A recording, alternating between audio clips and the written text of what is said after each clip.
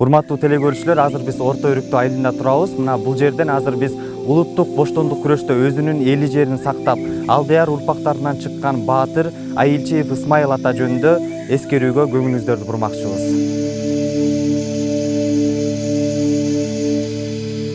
1917 жылкы улуу Октябрь революциясына чейинки орус падышачылык бийлигинин кыргыздардын үстүнөн жүргүзгөн калыстыкка сыйбаган эзүүлүк бийлиги, теңсиздиги, эки элдин ортосундагы кызыл кыргын, кара сүргүн менен коштолгон кандуу кагылышуулардын көтөрүлүштүн келип чыгышына дал ушул 1916 жылдагы жергиликтүү элдин улуттук боштондук күрөшүнө чакырык таштаган. Мына ушундай каргашалуу окуя бүгүнкү күнгө чейин бүтүндөй карапайым калкыбыздын ичинде улуу үркүн катары кадимкидей сакталып да, айтылып да келе жаткандыгы эч кимге талашсыз далил.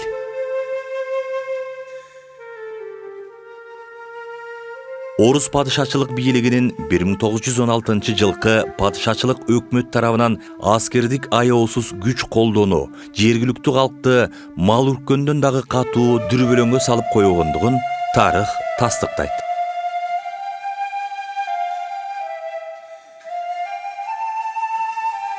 Кайың барбы, кыргыз балта чаппаган, кыр жон барбы, кыргыз буту баспаган деп айтылып келгендей, байыркы кыргыз элинин тарыхы өтө терең. Манас Баатырдын доорунан кийин да кыргыздар миң сандаган жоо душмандар менен салгылашып келген.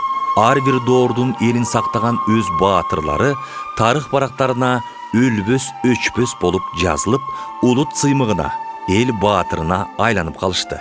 Алардын ирдиги ооздон оозго айтылып, чоң баяндарга айланат. Кыргыз эли да журтун жоодон коргоп, элин баккан баатырлардан кур эмес. Баатырлардын кылган эрдигин билип, аны айта жүрө ашыктык кылбас. Дал ушундай өзүнүн мекенге болгон сүйүүсү, элинин тынчтыгы үчүн кыйын кезеңде катылгандын катыгын берип, өзүнүн элин, жерин душмандардан аман алып калган баатыр көз катар мергенче Айылчиев Исмайыл атаны урпактары эскерет.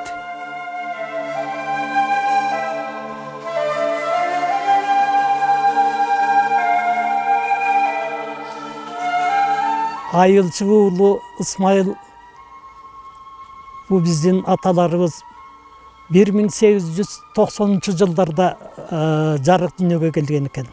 1916 жылда эл үрккөндө как раз ушу 27-28-дерге чыгып калган, толуп турган кез экен.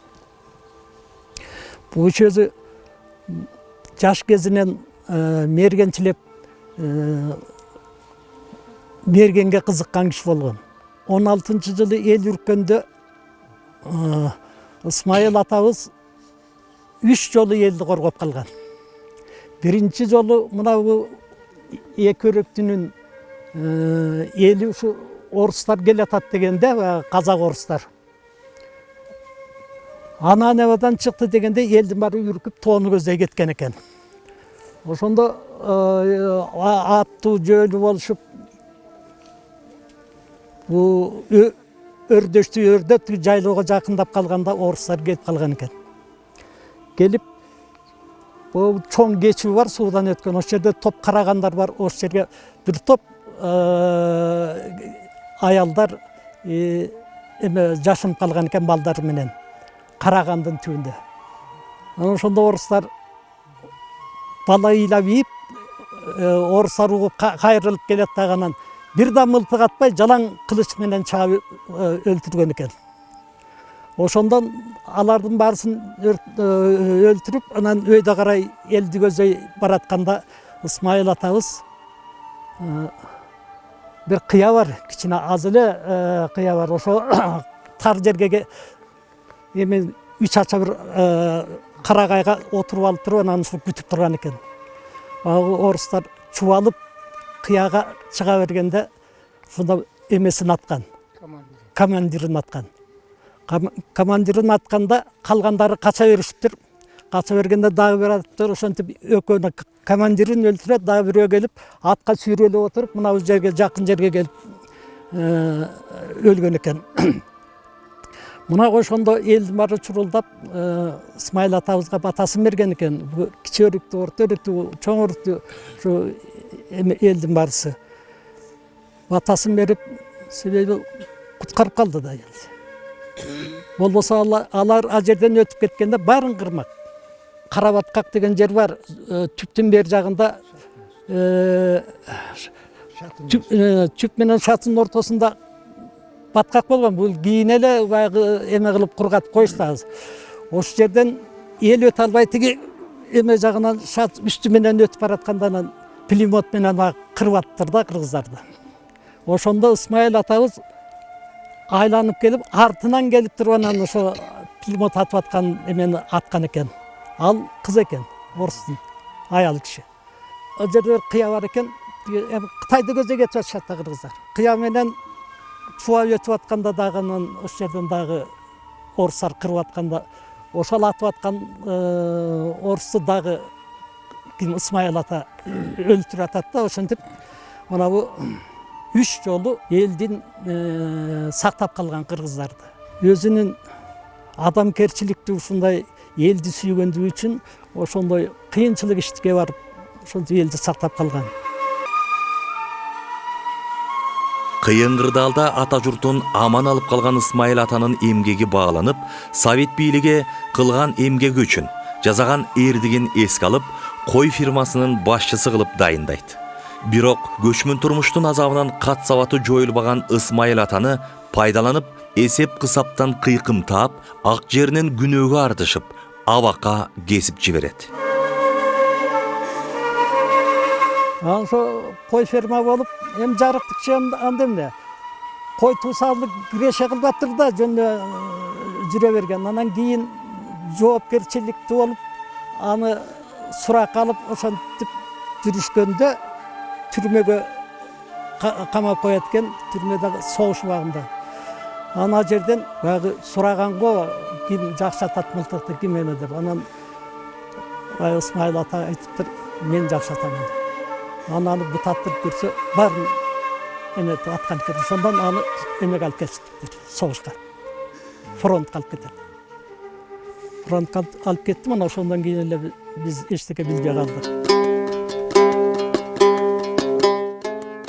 Ата журт кыйын күнгө кабылганда, айлансын ар бир уулум чагылганга деген сөз бекеринен айтылбаса керек.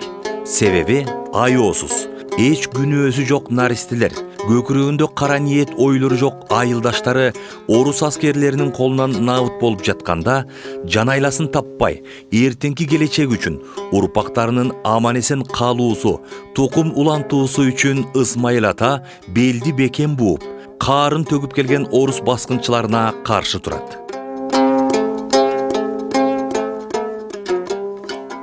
Жамангыя деген жер бар. Ал жерде кийин эле жоголду, эки ача болгон карагай бар болчу. Кийин эле дүмүрү бар омурулуп түшүп калды. Андан башка жердин баары ачык, тиги орустар келип аткан жакта. Анан кийин баягы жерге Асанбай деген таякесин алып алат. Кошо бир ал дагы кичине мылтык кармаган киши экен. Ал кезде жөн мылтык жок, жана түтөтмө. Кебез коюп баягы кожо жаштын мылтыгындай мылтык. Анан экөө баягы жашынып жатат дагы, тиги чоң жайлоодо ызы чуу болуп бала чакасы менен жатышат да. Анан кийин ошондо тиги милтелерин даярдап коюп жатышат да, анан айтат: "Мен тетик ак боз ат минген командирди атам. Баягы шуулда кийимдери кийген, хром өтүктөрдү кийген, тиги жанындагысыдагы ошо орун басар окшойт да. Сен тигин аткын" дейт. Анан ошондо качат, элди аман алып калабыз дейт. Анан ошентип отуруп анан кийин баягы жакындап калган кезде баягы милтени тартат. От кое берет. От кое бергенде тиги Асанбай таякесинин милтеси узунураак болуп калган окшойт. Анан бул кишиники от алат дагы, тиги орус аттан кулап түшөт, ак боз аттын үстүнөн. Кулап түшкөндө эле баягы 16 орус качат. Тиги көлдү көздөй. Анан кийин келишип баягы таякес экөө келип өлүп жатат баягы командир. Командирдин баягы ок, мылтык-сылтык октордун баарын алат. өтүктөрүн чечип алат. Ал кезде өтүк жок да эчтеке. Баягы хром өтүктү көрбөгөн эмелер баарын шыпырат.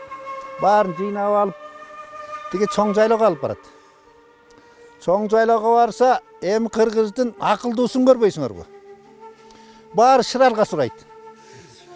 Бирден окту таратып алат. Мылтыктын затворун бирөө алат, иременин бирөө алат. Ошо баары бөлөшүп алыптыр.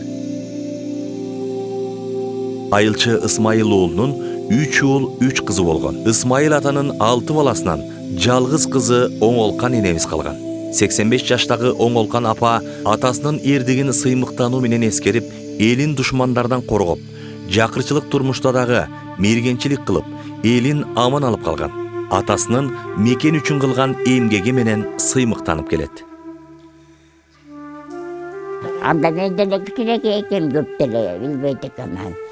Аны өзү берген түгүсүгө тоодо кыйын деле мен атып келди экен өзү. Иши кылып кыргызым абабын алып калса менен жүрүп калды баары.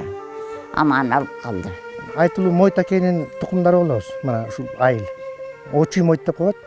Ошо эки атанын бирөө Мойтаке. Мойтаке үйлөнөрдө кыздарды коюп койгон экен мындай. Бир чоң мара болуптур да, ат чабыш. Ат чабышта Мойтакенин аты утуп келет дагы, анан кыздарды танда бирөөнү колукту кылып алдыгында ошондо Желкени деген энебизди тандап алган экен. Ошо Желке энебиз кичине мындай берки кыздардан мындай өңү кичине сертирээк экен дагы, анан берки кыздар татынакай экен. Бирок ошол кызды тандаптыр да, Желкенени. Анан тиги жандагы жигиттер айт, ар жакта сулуу кыздар турса, эмне муну тандадыңыз аке десе, мындан касиеттүү чыгат, мындан баатыр чыгат дептир. Баатыры мына чыгып атпайбы? Мына Исмайыл чоң ата. Эми ал кишинин эртиги ошо кыргыздарды сактап калганда негизи.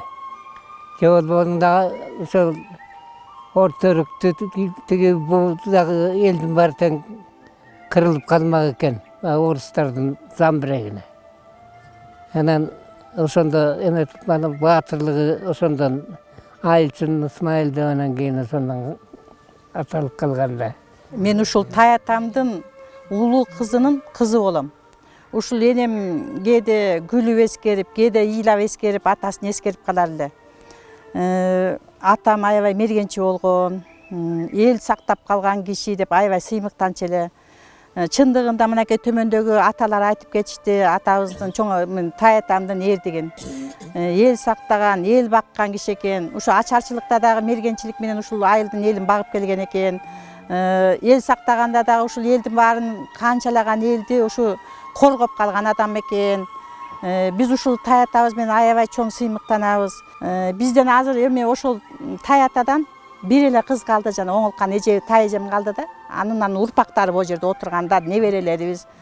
Боорике ошо Кекебай тайкемдин колушу, эң кичүү эме ортончу баласыныкы.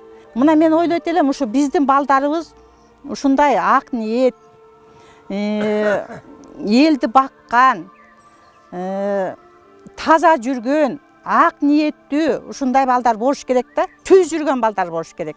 Тайманбаган балдар чыгат деп мен ойлоном, мен ишенем. Маркумдар баркталмайын тирүүлөр даңталбайт деген сөз бар эмеспи? Жаркын жашоону өзүнүн жанынан артык көрүп, бейкутчулук заманды урпактарына калтырып кеткен Ысмайыл атанын баатырдыгы тарыхта калды. Улуу баатырдын эрдигин түбөлүккө даңктоо максатында Орто Өрүктүү айылындагы көчөгө айылчы уулу Ысмайыл атанын аты ыйгарылган.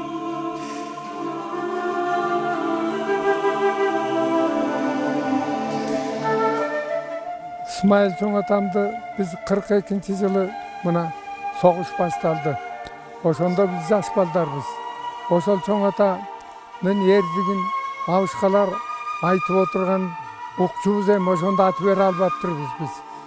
Эми ошондо тең туштары менин чоң атам, Бердокожо чоң атам, ушу тең туштары баба баланын атасы бар, тең туштар ушундай шайдот жүрчү. Элдин, bu айылдын жаман жакшысын тигин барын ошолор телечү. Чоң атабыз элге жакшылык кылды, элди көтөрдү, элди бакты. Эми калган небере чөбүрөсү аман болсун айланайын. Ушулар эми ошо чоң атанын жолун жолдоп, дагы ошо түптүү, элдүү, акарлуу, чакарлуу, бала чакалуу болсун айланайын. Ичинде эрдиги маселе болчу экенди, менин атам менен баланын атасы тең түш болчу, орустар далайын талкалачу экен чынында. Анын чындыгында согуш кимди өлтүргөн жок, баарын кырбады. Келбеген көп жигиттер согуштан келбей калды биздин айылда чынында. 41-жылы, 45-жылга чейин. Мына ошолордун урпактары мына биз моулар. Бушулар аман болсун, кичинекей моулар аман болсун, ушу арбагы ыраазы болсун, чоң атабыз ошол менен айтарым. Ооба, Ысмайыл ата Ала тоонун бүркүтүндөй болгон эрки күчтүү, баатыр жигиттер бар экенин даңазалады. Ал кыргыздын, кылымдардын барагында алтын тамгалар менен жазылып калды.